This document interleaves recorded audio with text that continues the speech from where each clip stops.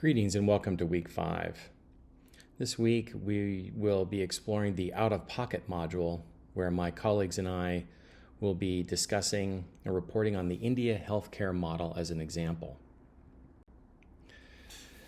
Team Out-of-Pocket, including myself, Greg, will be followed by, in order of appearance, Noah, Sharuk, Elizabeth, Haley, Anna, and Annie.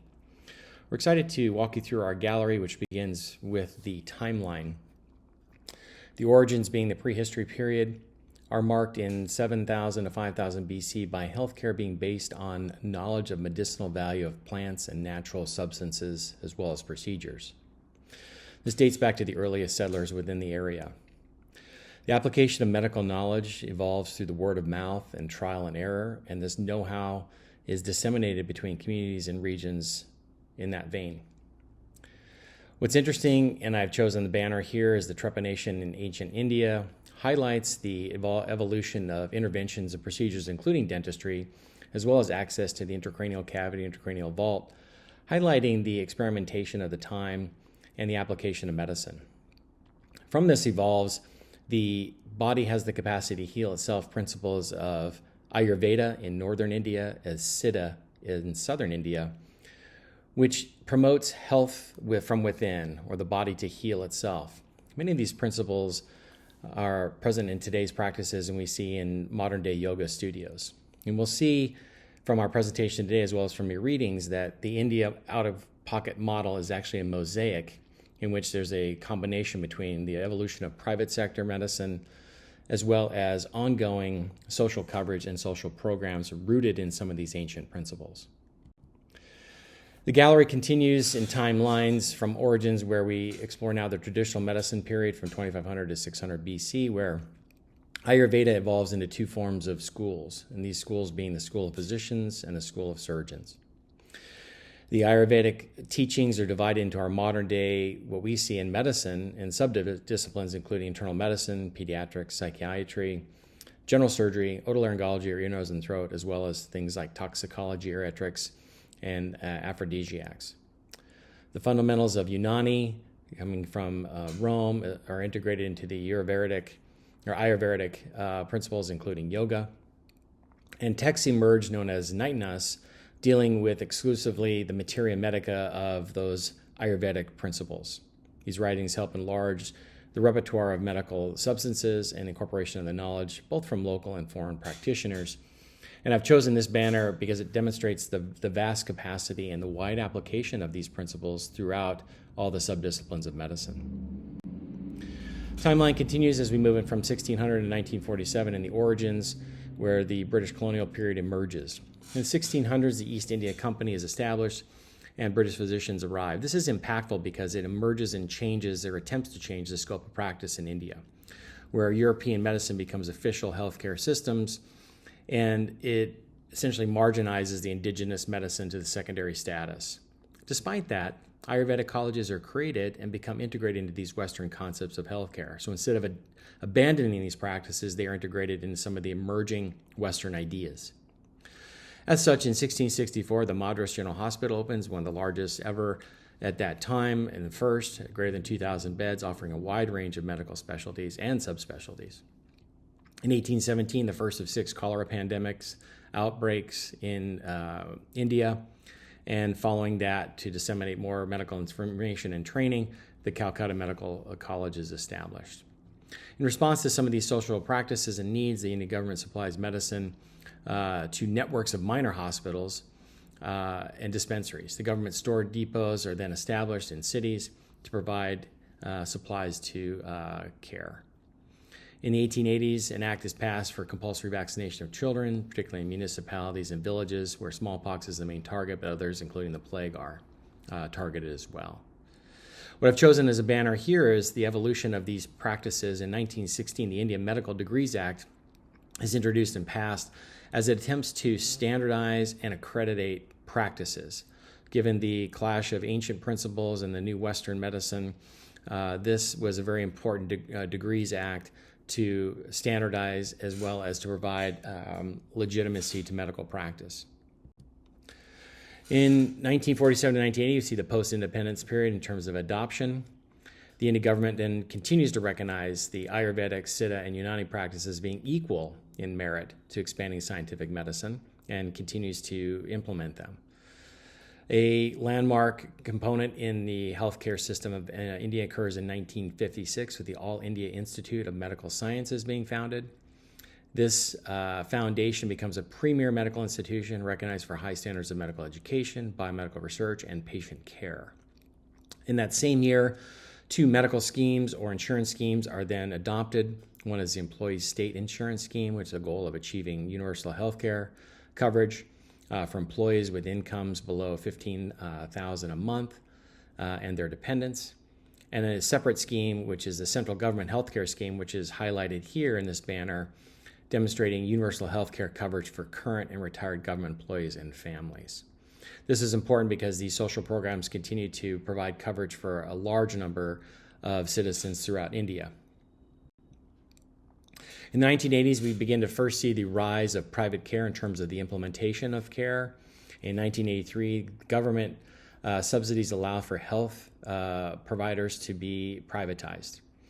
The Apollo Hospital opens, and it's the first hospital to be registered as a publicly listed company in India. And the open market in the 1990s leads to more private healthcare sectors and advancement. In 1985, the government launches the Universal Immunization Program, which is listed here, and you can see in this stamp highlighting that despite this rise in private sector care, there's still an impetus to cover social programs. This is targeted for children for vaccinations against TB, diphtheria, pertussis, and others. In 1995, again, not departing from their indigenous roots, the Department of Ayurveda, Yoga, and Naturopathy, as well as Unani, Siddha, and Homeopathy, or Ayush, is created as a government body to develop education and research in parallel with the private sector and some of the westernized principles. Again, keeping many of these staples in their traditional teachings alive. In the 21st century, in terms of evolution and the timeline, we see the, again, continued rise and solidification of the private sector. Private sector dominates healthcare in terms of rapid innovation, high quality, and low cost. This comes in the form of the Narayana Health System, which is opened as a multi-specialty hospital chain by Dr. Devi Shetty and under the guidance of the Asian Heart Foundation. This is one of India's largest and considered the world's most economical health providers, the reputation of high quality, technology, training, and low cost. From this, the immersion or explosion of medical tourism is seen. People from all over the world flock to India for high quality care at a low cost. The 1999 Insurance Regulation and Development Act, which is highlighted here, is a significant milestone in the development of the insurance sector in India, which is why I featured it. This act led to comprehensive legislation that transformed the insurance sector in India. This act provided a framework, promoted competition, as well as consumer protection and financial inclusion.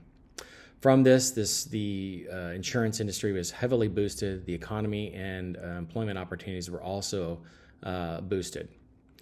Despite this, again, the mosaic and the traditional teachings and need for social programs prevailed and continue to be developed in parallel, where government expands programs to cover the elderly, the poor, and children. This next banner highlights the rise and solidification of the private sector with innovation and technology, where the Narayana Health System is found to be headquartered in Bangalore and operates several hospitals. It facilitates medical care over 30 subspecialties and promotes high innovation and technology. And this banner highlights the world record holder in Guinness, which demonstrates the most number of robotic knee surgeries performed, demonstrating the irony or the paradox between the very poor rural and healthcare programs that are required to cover social programs versus this highly innovative, lucrative, developing private sector. And finally, the evolution of the process going forward in the private-public sector now as they interface. We've learned here, and you continue to learn through your readings, that there is a mosaic of healthcare platforms in India. It's a combination of universal healthcare for the poor, the elderly, the infirm, and children, in parallel with an innovative private sector. In 2018, the Ayushman Bharat program was developed, which is a healthcare coverage program for the low 50% of earners in India and those over age 70. It covers all primary, secondary, and tertiary care, despite their earnings at that point. So despite the advancements, India continues to struggle with ensuring equity of access to healthcare, largely due to their large population and population in the rural sector that has a challenge with access. This gap is highlighted when we consider healthcare infrastructure in those areas and will be explored further in additional galleries. I'd like to turn this over to my next colleague, Noah, to continue our tour. I'll be talking about how India's healthcare system has been shaped by three powerful forces: British colonial rule, the Boer Committee, and Dr. B.R. Ambedkar's social vision. Let's start with the colonial era. From 1600 to 1947, India was under British colonial rule, and therefore its healthcare system was modeled upon other systems already existing in Europe. Under British rule, India's healthcare system was never meant to serve the majority. Hospitals and health infrastructure were built mainly to protect British officials and soldiers from epidemics, not to serve the Indian public. Rural areas where most Indians lived were neglected. Healthcare was urban, elite, and fragmented. Public health was mostly reactive and focused on controlling diseases like plague or cholera when outbreaks threatened trade or colonial stability. This left India with deep disparities in access to care and a lack of public health infrastructure at the time of independence. Physicians and generalists of this time period were trained in Western medicine and attended schools in London and elsewhere. Now, fast forward to 1943, when the British government appointed Joseph Boer, an Indian civil servant, to chair a committee to review India's health system. Despite being a colonial initiative, the Boer Committee report of 1946 was revolutionary.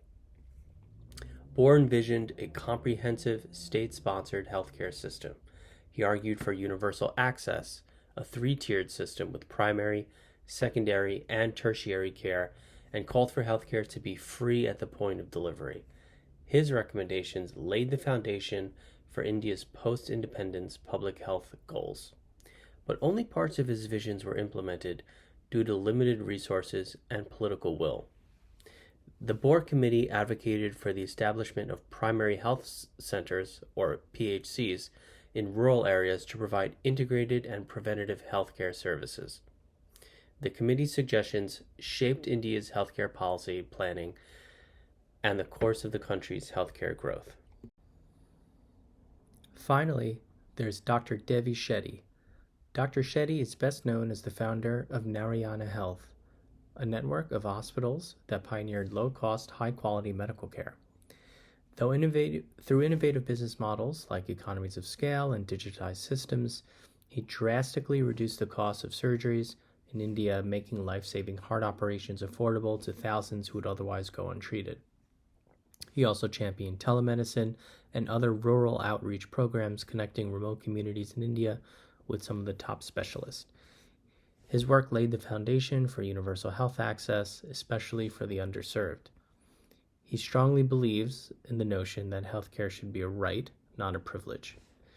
Dr. Shetty continues to advocate for health insurance for the poor and helping launch microinsurance schemes that have protected millions. Dr. Shetty has shown that with innovation, compassion, and commitment, it's possible to build a system in India that saves lives regardless of income. Finally, we cannot talk about healthcare in India without mentioning Dr. B.R. Ambedkar. While he's best known for drafting the Constitution in India and fighting caste discrimination, Ambedkar was also a staunch advocate for health as a social right. He once said, "The health of a people is really the foundation upon which all their happiness and all their powers as a state depend." For Ambedkar, healthcare was not just about hospitals, it was about equality, social justice, and dignity. As the first law minister, he laid the groundwork for welfare policies and pushed for better living conditions for Indians who had been historically excluded from both education and healthcare.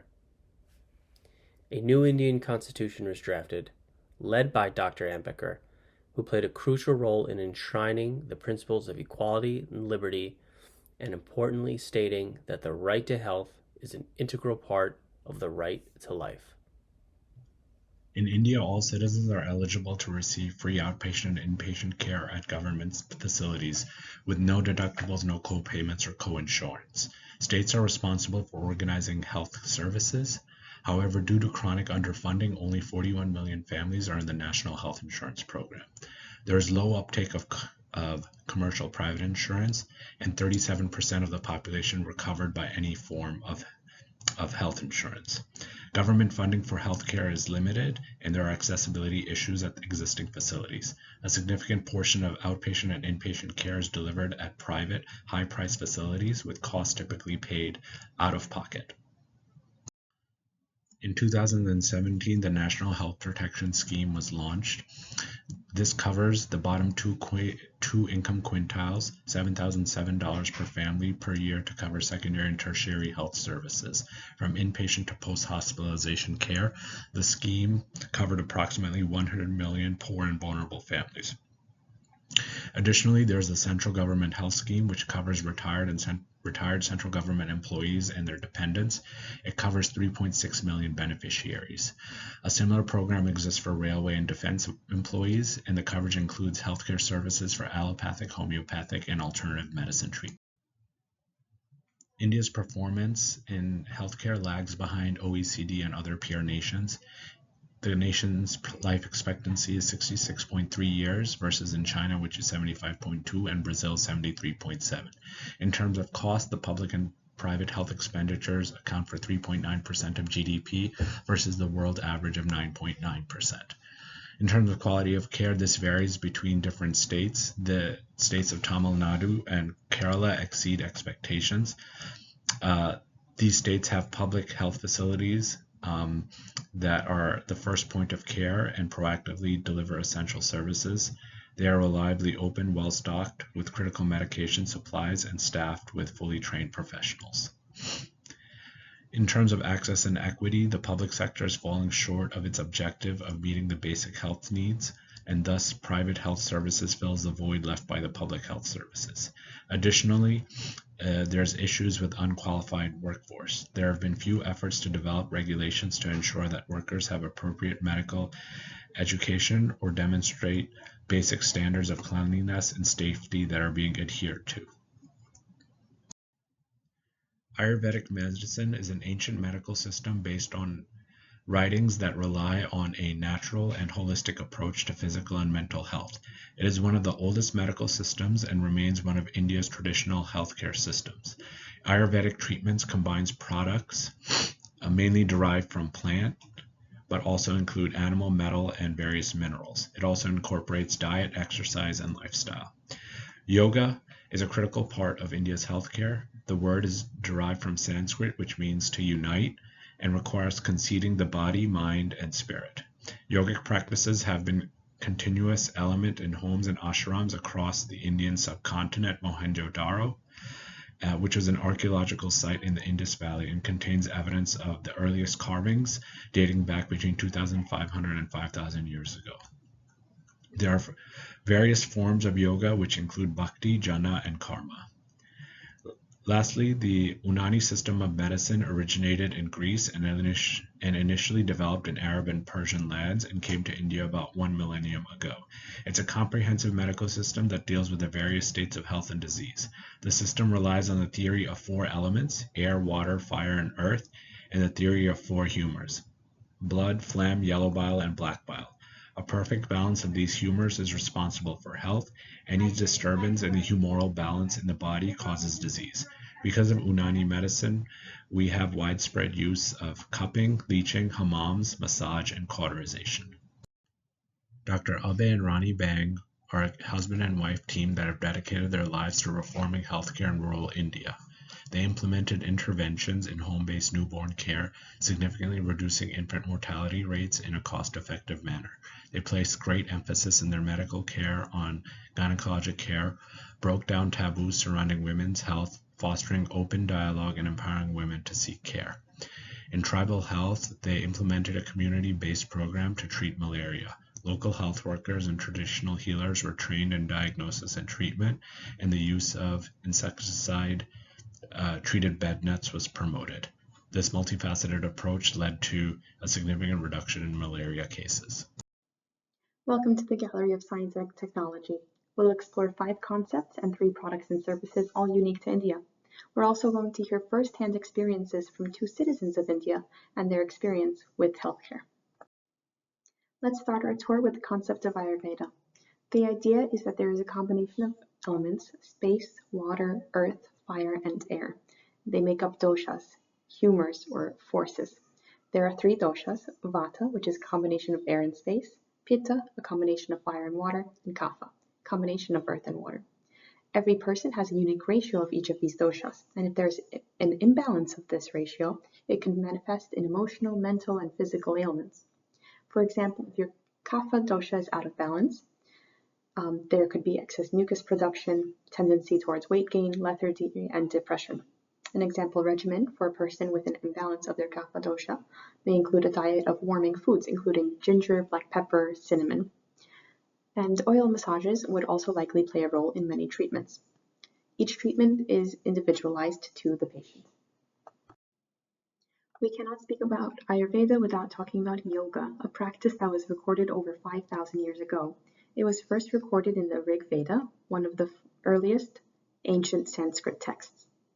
There are many types of yoga, but all use a sequence of postures coupled with special breathing techniques and mindfulness to direct the body's life force energy, prana, to optimally flow in the body. The postures all do different things. For example, some are for stretching, some are for strengthening, and some are for relieving ailments. The man in the picture here is doing a seated spinal twist, which aids in digestion, and the women here are doing a bow pose and a cobra pose. These put pressure on the pelvic organs, which alleviate menstrual symptoms. Many ancient cultures can be cited to using zero. However, it is the Indian mathematician Brahmagupta who is thought to be the first to use it in calculations. He took this concept of zero, nothingness, sunya, and went further. The concept of negative numbers and even using systematic ways of solving quadratic equations using algebra is also credited to him, the father of algebra. Back to an advancement that is directly related to healthcare, positively impacting patients globally, is the creation of the Jaipur foot. This type of prosthetic rivals Western prosthetic equivalents in 3 realms. It is cheaper, it is easier to get used to for a wearer, especially first-time users, and the turnaround time from fabrication to full use is much quicker. These can be used for below and above the knee amputations, and the Jaipur Foot Company is also extending into mechanical hands and other mobility aids. Let's move on to the next section of our museum, where we focus on the introduction of healthcare products and services. We are so lucky to have on loan from the Los Angeles County Museum of Art the original book of medicine, the Sushruta Samhita. It is written on palm leaves, and we have it on display for you today. The listed author of this text is an Indian physician born in 800 BC, Sushruta. His compendium contains 186 chapters and contains much of what we would find in a modern textbook today. It contains chapters on surgery, post-operative care, medicine, diagnosis, anatomy, and even ethics. It has laid the groundwork for systematizing surgical procedures, on practical training on anatomical dissections, and medical ethics. If you are interested in reading the full text, it is available online, and it is a little over 800 pages long. It was originally translated into English in the early 1900s. The Indian physician who we learned about on the previous slide, Sushruta, is also known as the father of plastic surgery. He created a technique that resides today called the forehead flap. In nasal reconstruction, a piece of the forehead is removed, rotated, and placed onto the nose. This is extremely valuable because it retains the blood supply to the nose. And it is used currently because of its reliability, functionality, and aesthetics. India is largely known for its production of generic medicines. In 1970, the Patents Act changed the exclusive rights that could be granted to the inventor of a drug, which opened the door to companies to create generics. The photo we have on display shows Indira Gandhi, who was a prime minister in the 1970s. She advocated for the Patents Act as a believer that with passing of the act, India could produce and export, and she was absolutely correct. 20% of generic medicines globally are supplied from India. There is global pressure, however, especially now, for regulations and audits to tighten around Indian manufacturing plants and companies to ensure quality and safety of the medicines. Our museum curators go out into the communities and interview the citizens of India. And this week we interviewed Mariamma, a woman living in Kerala, and Arjun, a physician. Mariamma, can you tell My us name about is the Mariamma. services I am provided where you live? 26 years old and live comfortably in Kerala. I am grateful for the expansive community health centers that use modern Western techniques and Ayurvedic traditions to heal. Recently, mammogram and pap smear services were initiated as a preventive measure. Though I am lucky, my sisters who live in the rural areas do not have access to pharmacies or doctors, and the transportation infrastructure makes it difficult for them to access care. I hear that some centers of health are exploring partnerships through NGOs and government organizations. I hope that services will reach my sisters soon. Thank you for that. Arjun, you mentioned that your clinic does not abide by the out-of-pocket model India is known for. My Is this name is true? Arjun and I am a physician in the Aravind Eye Care System. Models like mine have leveraged public-private partnerships to bring quality care to even remote parts of India. We have an alternative to the full out-of-pocket model.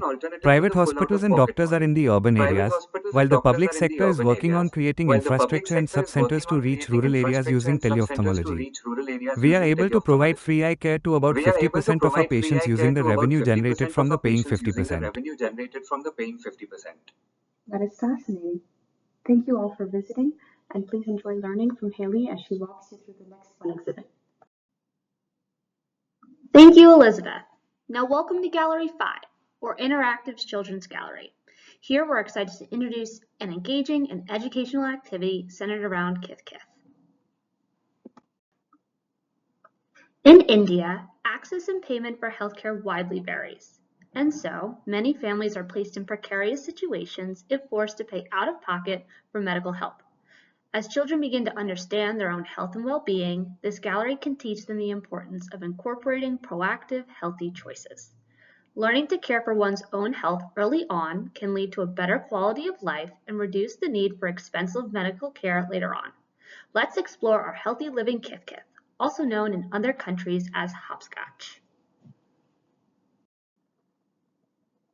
For the gallery, we reimagined the traditional game by integrating healthy lifestyle topics into each shape in the Kith Kith. Together, we see an example of healthy living Kith Kith that includes 7 fun shapes and colors. During the activity, children will toss a soft, flat tile onto the Kith Kith, then hop, skip, or walk to the shape where the tile landed. Once they reach the shape, we'll ask questions or provide fun facts about the healthy lifestyle choices based on the topic in the shape.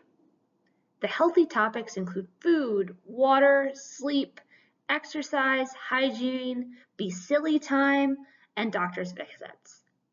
We want to teach kids that vegetables and fruits are fuels of the body. Sleep helps us rest and grow. Water keeps us cool and hydrated. Exercise makes us strong. Hand washing keeps the germs away. It's okay to be silly, and that doctors aren't that scary. This lighthearted activity is designed to spark curiosity and inspire children to be proactive by making healthy lifestyle choices. Being proactive is key. Thank you for joining me for the curator's perspective on India's healthcare system. To fully understand the troubles that India's system is having, we first need to understand the Hindu caste system. This has been in effect for thousands of years in Hindu society, based on occupation and heredity. Individuals are born into a caste and can't get out of that caste. Individuals in the lower caste, the Shudras and the Dalits, often receive incomprehensive or minimal health care and are not afforded the same rights as many Indian citizens. In evaluating this out-of-pocket system, we've seen that the Sudras and Dalits often have an increased rate of infant mortality, maternal birthing complications due to having unattended births, poor vaccination rates among children and elderly, and studies have shown that women have higher rates of diabetes and hypertension. There's also been studies showing that those of the lower caste system are often turned away when they go to seek health care, sometimes up to 20% of the time in certain villages. The medical system in India is still segregated between lower caste and upper class individuals. They're often not offered the same care. And the lower caste face discrimination by doctors and healthcare workers. The distance for those individuals to get to a facility is also frequently a challenge. So overwhelmingly, there's a large subset of Indian people who do not seek care. India has attempted to create a national health insurance. The goal of this is to cater to those from the lower castes, tribes, and vulnerable populations. However, this program is significantly underfunded. India ranks 78th in spending on healthcare per capita in the world. The current infrastructure needs to be improved, and many new facilities need to be created. Preventative care is not actually common in India. The focus is mainly on curative medicine or emergent crisis care. This shift away from public health and more on treating when an issue is occurring makes the spending that does happen cost more and is generally less effective in the long term. Some of the trends that we've seen in this healthcare system is that there are very minimal public health policies and very minimal public health education. This means they have a large population of health illiterate individuals, again, mainly in those lower caste systems. After COVID, we did see a shift towards more telehealth and mobile medicine. Those policies are still evolving, and we hope to see them continue to broaden. In this model, private care is more abundant than public care. However, even those who should have access to private care are met with high costs and inaccessibility. India is also facing a retention of healthcare providers. They refer to it as the brain drain, where those who have been educated and become doctors, nurses in India are often leaving the country to provide healthcare in other countries for more money and better living conditions. As you can see, India and their out-of-pocket system has a long way to go. What we'd like to see is increased government funding for public health efforts. Basic programs like vaccination, attended births, and bringing mobile health to rural communities could greatly serve the lower caste system. Anti-bias training and policies are crucial. Until the attitude towards individuals throughout the country changes, we can't expect it to spill over into medicine. There is a huge demand for public health care in rural areas. We saw this during COVID. Epidemics can strike at any time, and India needs to be prepared as even in their rural areas, the populations are very high. We'd also like to see price caps for the public sector so that those middle class people in India can also access care without relying too much on the public healthcare system, as it is also underfunded. There is a shortage of specialists and space to treat people.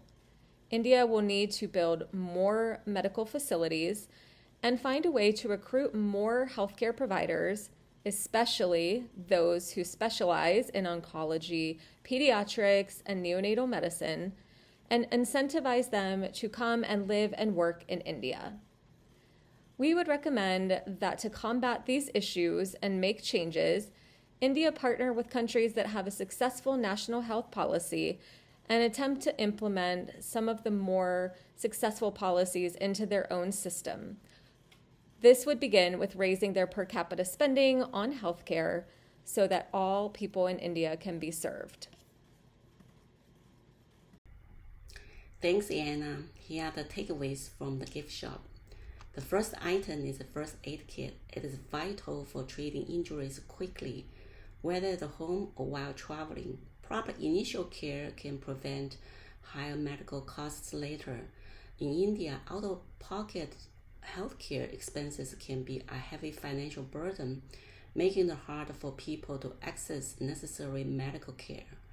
The second item is the medicine crushable and pestle. These are commonly used tools in Ayurveda and Siddha, India's traditional medicine. These tools have been important for alternative healthcare since 1000 BC. They focus on a holistic approach to health, balancing body, mind, and spirit. Traditional medicine often offers a more affordable option and emphasizes preventive care. The third item is a pair of the non-skid slippers, which help prevent falls and are designed for elderly parents. In India, about 70 to 90% of elderly people living with their children who give direct care for their health needs. This highlights the importance of geriatric care, especially when children are out of home. The fourth item is the elephant statue. The elephant represents resilience and strength in India. Despite the financial challenges, people view the elephant as a symbol of hope for better health. It reflects the desire for a future where everyone can get medical care without facing overwhelming costs. Lastly, this stack of business cards offers a chance to explore Indian healthcare industry. With high out-of-pocket expenses and a growing demand for quality care, there are many opportunities, including health insurance, integrating traditional medicine, creating affordable healthcare solutions, and building public-private partnerships. Engaging in this field can help improving access to the quality of healthcare for everyone in India. India has a rich variety of foods, croquettes, starting with chole bhature, a spicy chickpea curry with fried bread from New Delhi. Kolkata's Kathi roll adds a Bengali twist to classical cuisine. In Chennai, masala dosa filled with spiced potatoes and onions is often paired with chutneys. Dindigun biryani features a dark brown color and tender meat. In Mumbai, enjoy soft, slightly sweet bread with homemade butter and masala chai. Don't forget the refreshing mango lassi, loaded with protein, calcium, and vitamins. Eat, sleep, and be healthy. Thanks for watching.